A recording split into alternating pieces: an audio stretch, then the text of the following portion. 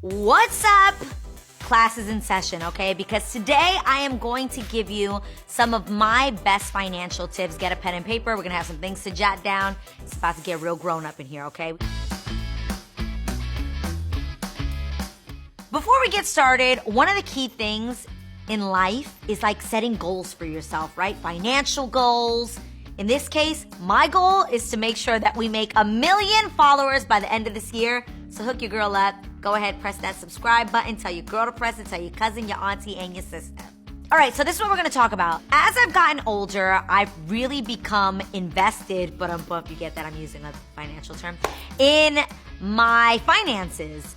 And I really want to not just make money, but I really wanted to start learning how to invest my money, how to save my money, and every year really set a goal for myself so that I'm making sure that I'm not overspending. We've heard so many Eat True Hollywood stories about people who've made millions and have lost all their money or just weren't aware of what was happening with their money, what was being spent. Child, I'm not trying to be that person. So I have learned some really awesome tips, and starting with really recognizing what your overhead is. You might be saying, like, what the heck is overhead? What's over my head? We don't know, hey? Okay. Your overhead expenses are everything that you actually need in order to live, i.e. rent, like making sure that you have a roof over your head. I need to be able to pay a mortgage. How much does that cost? Write that down. If you're renting, write that down. That to me is like the most important thing. The next thing would be gas, electricity, water. If you pay that, add whatever that is. Then the next thing would be if you are a car owner. I am not a car owner. I don't have a license. We already know that part. If you do, how much is your car payment? The next thing would be how much do you spend in gas? In my case, I put Uber or Lyft or whatever you use. Now, the next thing would be groceries or eating out. How much do you think you spend a month in making sure that you eat? How much do you need? This is not what you want. This is how much do you need. There is a difference. We all have needs and then we all have wants. We're not talking about like, oh, I really want to go out to these fancy restaurants with my girlfriends. I have to include in that, my shopping spree. That is not your overhead needs. This is just the basics, what you actually need to survive. What else do you need to survive? Health insurance. Oh, health insurance. If you have health insurance, make sure that you're paying that as well. That would be a part of your overhead. Guys, pitch in. This is a classroom activity. I'd like group effort. This is a group effort. What else would you need in your overhead that you really need to consider? Okay, that's a great one. Reoccurring expenses. So let's say your reoccurring expenses are a gym membership. If that's a membership that you have to pay monthly because you're already in a contract for, absolutely pay your gym membership. Your cell phone. Absolutely, you got to add your cell phone onto there. Everybody has a cell phone. You need that. Pets. What else? You need pets. Is that a need? You need to have pets? I already have to need to survive. If you already have pets, nobody is telling you go out and decide you want to buy a dog that is thousands and thousands of dollars. If you have pets and they're already here and alive, we would like to keep them alive. Put their costs in there as well. Okay, so that's everything that you need. Get your little calculator out. I've got the app on my phone. Add that number up, okay? That is what you are going to have to. That is for survival. This is what you have to make a month in order to survive. Now the question comes in, am I making that much money a month in order to survive?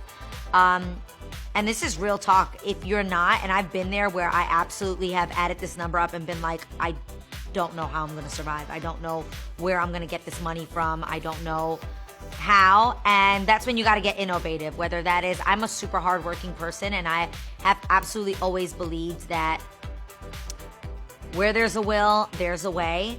And there is never a job too big or too small that I wouldn't take in order to make sure that I can reach my overhead.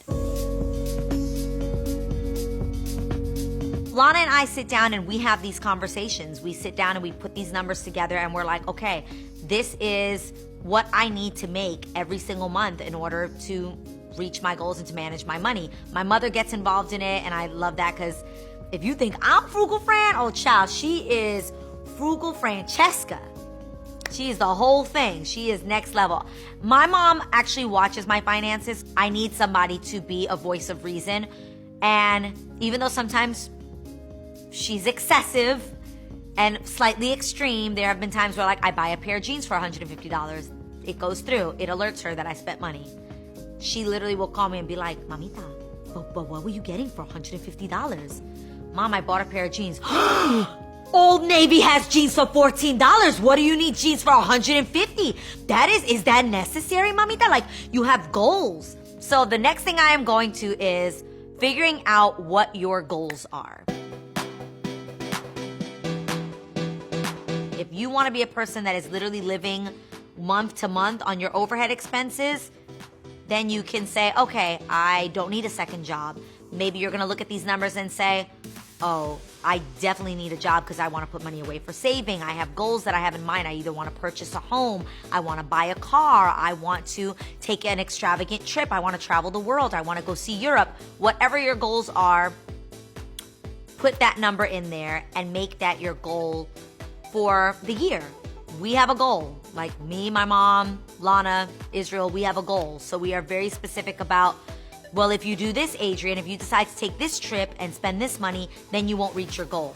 And that really puts things in perspective for me. So when my mom calls me and is like, girl, you have a goal, you didn't need those $150 jeans, I literally am like, you're right, I really did not need that. I did not need to go out for dinner. It's like, it's just not necessary. I could have made a great romantic dinner for my husband at home. Eating out is one of the major ways that people actually end up spending so much money. We don't realize that every time we go grab Starbucks, coffee, it is expensive and that adds up. Packing your own lunch. Not only will that help you on the fitness and health tip because you actually know what is going into your food, it really will save you so much money. Another fun thing to become a part of is looking up tips and tricks on the internet of becoming your own barista and creating your own amazing craft coffee cocktails and taking that with you to work versus going to a Starbucks because those expensive coffees really can add up. Now you might be asking yourself, okay, I'm struggling. Now I can't even have my Starbucks to help fuel me or the little things that you like. So I think it's super important to reward yourself. Every time that you don't spend that money at the fancy coffee shop or that you don't go to like a fancy restaurant, you want to feel rewarded. The reward should be that whatever you were going to spend on that coffee or on that meal, you now put towards your goal. Watching that number go up should be the reward. You're watching yourself get one step closer to your goal. And trust me, you will thank yourself for it later. I love that quote that says, do something today that your self will thank you for later. Do something today that your future self will thank you for. And I love that because there are moments when I struggle. Like, trust me, there are things I want to do or vacations I want to take and I'm just like, is that worth it? It's important to also have really great conversations with yourself and recognize why you're choosing those goals and why you want to spend that money. Is it genuinely because it's something you want to do? Is it for the gram? Is it for, for social reasons? Is it because you want that skirt because somebody has it and you really like that look? I mean, there's so many things that go into why we spend money the way we do. And I just think it's super important to have those real honest conversations with yourself so that ultimately you really can reach the goals that you have in mind.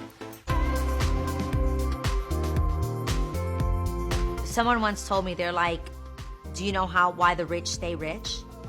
Because they act like they're poor.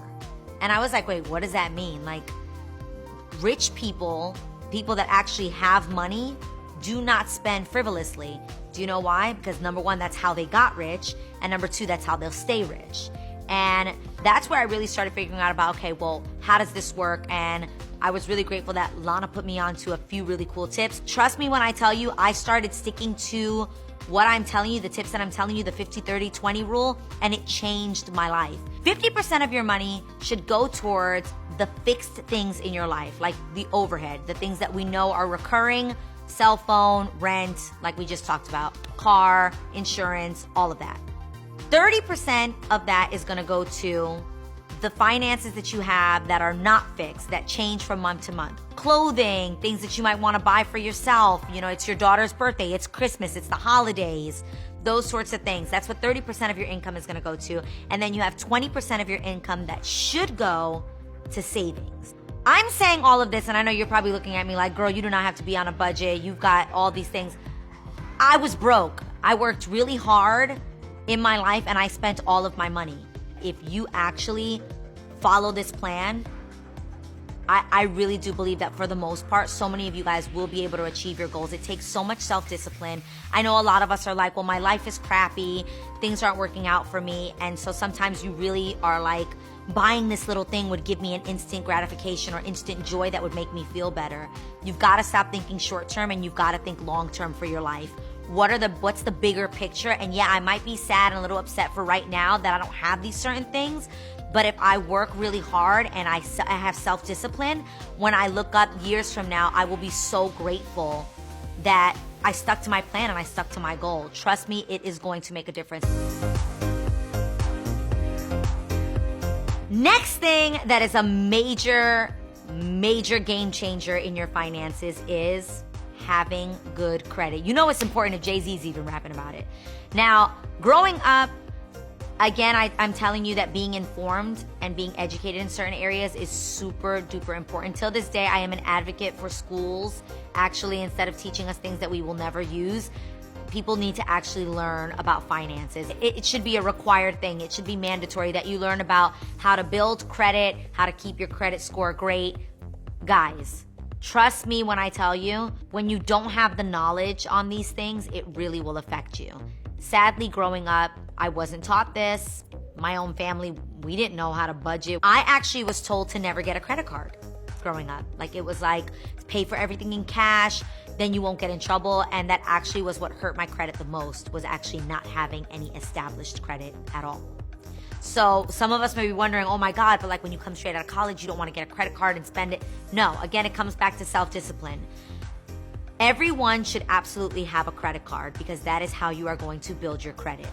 Now, what you do with that credit card is extremely important. The things you should put on your credit card are things that are recurring, that every single month they know that you pay. Your gas, water bill, you can put your cell phone bill. That is something that's every single month that can come straight out of your credit card and that you can pay back. Paying back on time is extremely important. Don't have late payments that will ruin your credit. Okay, the whole concept is they need to be able to see that they can lend you money and that you'll actually pay it back and pay it back on time with interest. So that's how this game is played, in simple terms. And if you don't have good credit, I have got to share a book that I read that completely was life-changing. Literally, me and Lana sat down and we were like, this is going to change our life. There's so much information in the book. It's by my guy Malik, who has literally, he's like the credit doctor. The book is called Break the Chains, and guys, there's so much information in that book. I don't think we realize how much time like things like Instagram take up our time, or social media, and there's so many of those things that are not gonna benefit you and help you in your life long term. Set aside time every single day. Lana literally looks at me and she's like, do you want to scroll Instagram and watch other people make money, or do you want to put your time into making money for yourself? Life-changing. Put time aside that you spend an hour a day reading something that is actually going to help you. We read Forbes every single day. That's like our goal. That's like, now as a business owner, I want to make sure that I'm knowledgeable. So every single morning, Lana sends me an article from Forbes magazine, Forbes entrepreneur leadership articles. So instead of being on Instagram scrolling and watching everybody else be an entrepreneur and making tons of money and their amazing vacations in Capri, Italy, and Positano, instead of spending an extra hour doing that, I sit and I read things that are going to help me get information so that I can make my company flourish, so I can make my money matter. And that's what I'm talking about. Cut that time out. Put timers on your phone for social media. Take an hour a day and read a book like Break the Chain. Or there's so many other amazing Rich Dad, Poor Dad. Like, there's so many incredible books that you can read about finances that'll be so much more helpful to you than just watching other people's lives, you know, flourish and watch them become financially wealthy. You can take it into your own hands and make things happen. So I hope that I inspired you, encouraged you, got you focused today. See, this isn't just flighty about talking about pretty makeup or like, you know, I have or I have never. I want you guys to say, I have money. I want you all to say, I have never gone broke. Since we're talking about goals, help me reach mine. Make sure that you follow me and tell your friends and family to follow as well. I want to make 1 million followers by the end of this year. I love you guys, and I hope that this was helpful to you, and I hope it inspired you, encouraged you in some sort of way. I believe in you. Mwah.